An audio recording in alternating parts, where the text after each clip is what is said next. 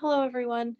I wanted to make one last quick video for you to help with homework 12. The last thing that I wanted to go over here with you is graphing exponential functions. What do these guys look like? The best way to figure this out is just to pick a couple of points and we'll connect them and figure out what these look like. So I've got we're going to start with y equals 2 to the x power. And let's figure out what that looks like. I've got a little XY chart for you here, and I've got x values of -1, 0, and 1, and we'll figure out what our points are. So if x is -1, I'm going to take -1 and plug it into my function, and y is going to be 2 to the -1 power. Remember, negative exponents give us a reciprocal. That negative in the exponent says you're behind on your rent, you are evicted, you can't stay here, you got to move. It lives upstairs, so the only place for it to go is downstairs, and it leaves a 1 behind. So this is 1 over 2 to the first power, which is 1/2. So this is going to be the ordered pair x equals -1, y equals 1/2, which is right about here. All right, what if x is 0? Well, then I'm going to take 0 and plug it into my function, and y equals 2 to the 0 power, which is 1. Anything to the 0 power is 1, so 0, 1 is a point on my graph. And if x equals 1, I'm going to get y equals 2 to the first, which is just 2.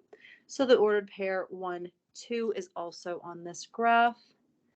And we'll connect our dots, and we look something like this.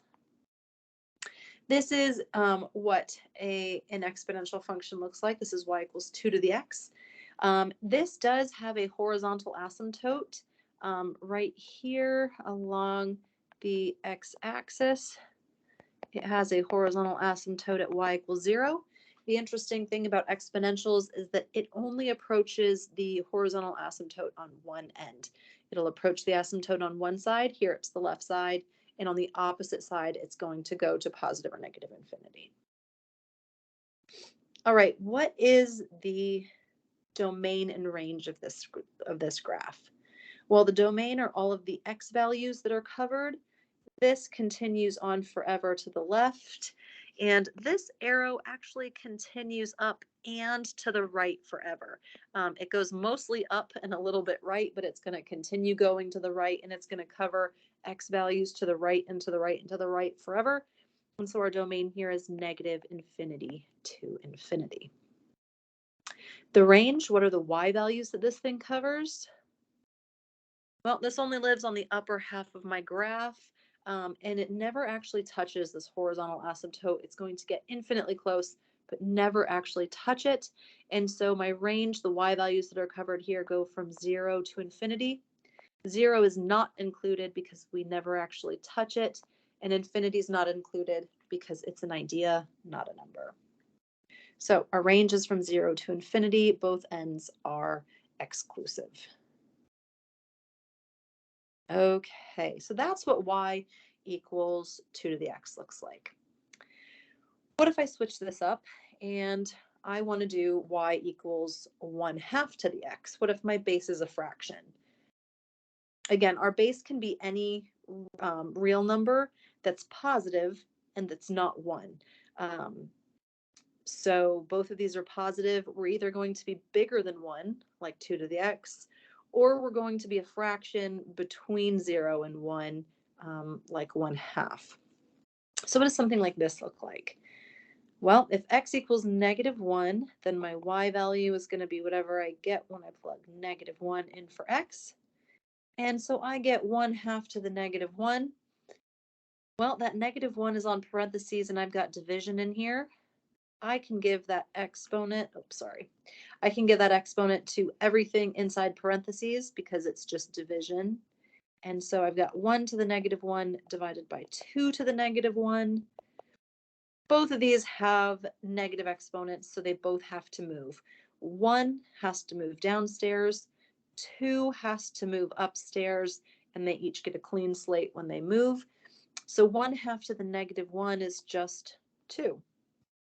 So I have the ordered pair -1, 2 on my graph. How about when x equals 0? y will be 1/2 to the 0 power, which is 1, because anything to the 0 power is 1. So 0, 1 is a point on this graph. And if I plug in 1 here, y is going to be 1/2 to the first power, which is just itself. And so I've got the ordered pair 1, 1/2. We're going to connect these dots. And we are going to look like this when we do that. Okay. So here's what 1/2 to the x power looks like. Again, this one has a horizontal asymptote here at y equals 0 on the x-axis. And it only approaches this asymptote on one end. Here it approaches it on the right side, and on the left side we go up to infinity. What's the domain and range of this guy? The domain, the x values that are covered, yep, it's the same. It goes from negative infinity to infinity. And the range, what are the y values that are covered here? Well, again, our range is the same. It goes from 0 to infinity just on the top part of the graph. And again, 0 is an asymptote. We never actually get there or touch it. And so we are not going to include that one. Okay, so a couple things to note here overall.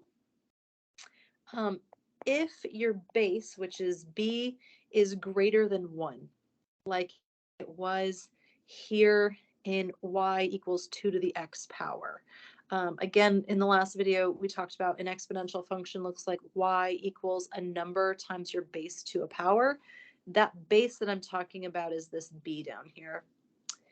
And in y equals 2 to the x, our b, our base value is 2. So that's bigger than 1. In that case, we had exponential growth. What that meant is that it was an increasing function from left to right. So when we trace the function from left to right, you go from smaller numbers to larger numbers for y. We are increasing as we trace the function from left to right. And if b is a fraction, if it's between 0 and 1, like we had here in y equals 1/2 to the x, notice from left to right, as you trace it, this one is decreasing. We call that exponential decay. And you are decreasing from left to right. And the other thing that I want you to notice here is that we have a horizontal asymptote at y equals 0 on both of these functions. Those are kind of the big things that I wanted to point out. So these are what exponential functions look like. The easiest way to do this is pick a couple points. I think -1, 0, and 1 are excellent points to pick to give you kind of an idea of what your function looks like. And then you'll just connect the dots.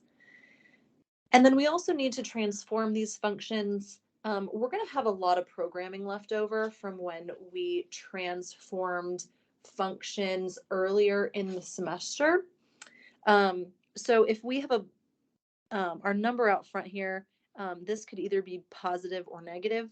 If it's positive, that's not going to change anything for us. That's still just going to look like b, so that's not going to do anything. But if you have a negative out front, you have to make sure that you flip your graph upside down and reflect it across the x-axis. That is a vertical reflection across the across the x-axis. Just like before. If you have a negative out front, you're going to flip it vertically up and down across the x-axis. Okay, this h, if we have an h value that we are adding or subtracting to x up here in the exponent, that is, again, we are adding or subtracting to x inside the function. Before, when we were adding or subtracting inside the function with x, this shifted us left and right. That's going to continue.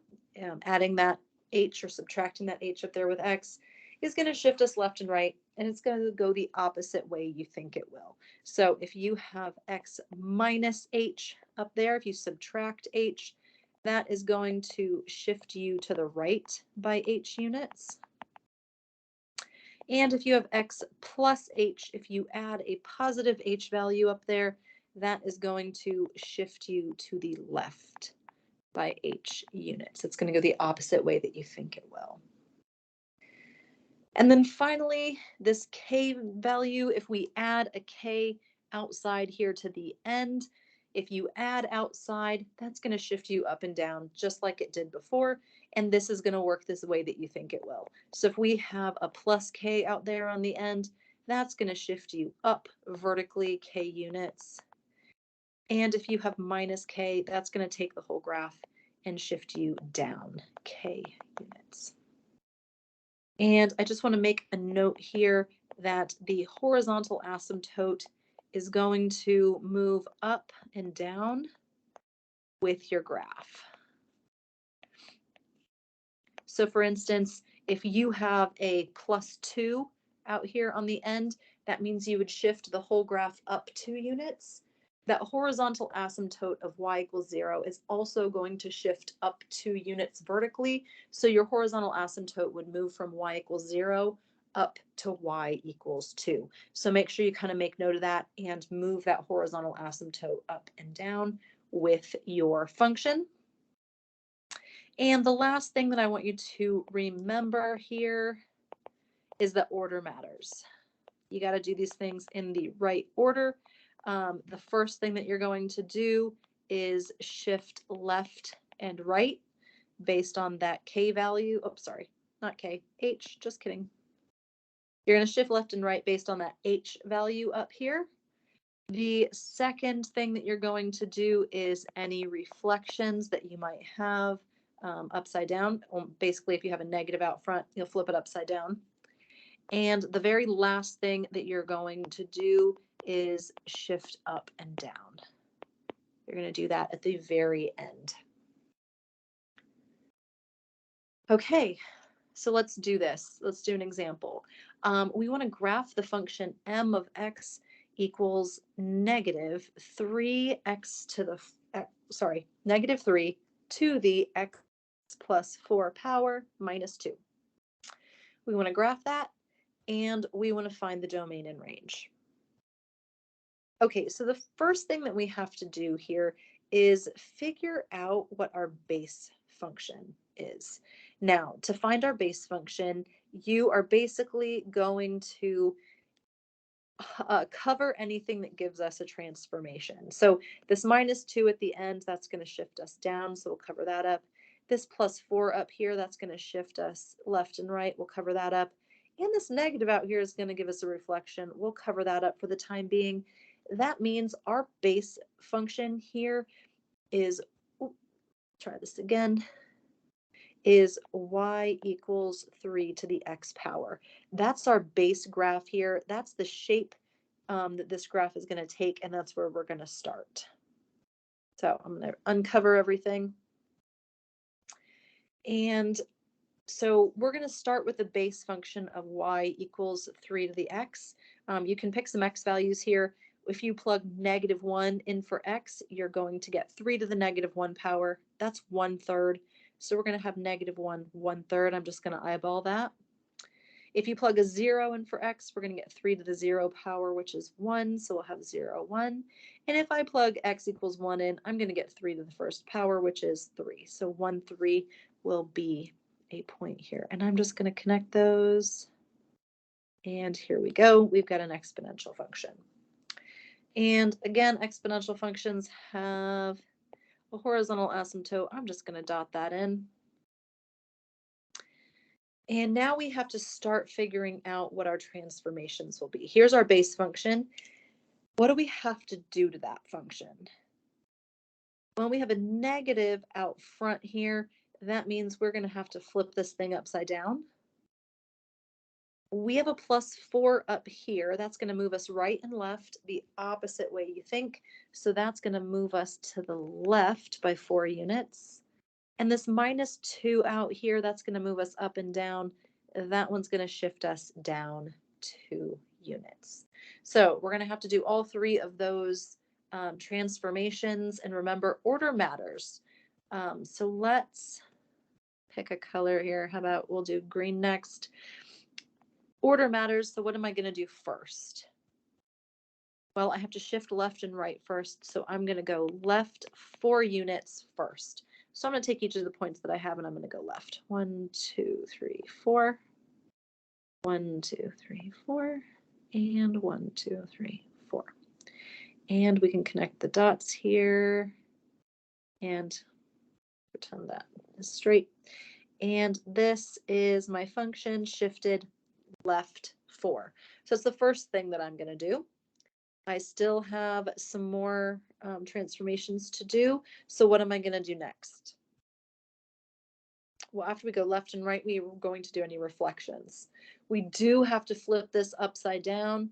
So I'm going to reflect this upside down over the x-axis next.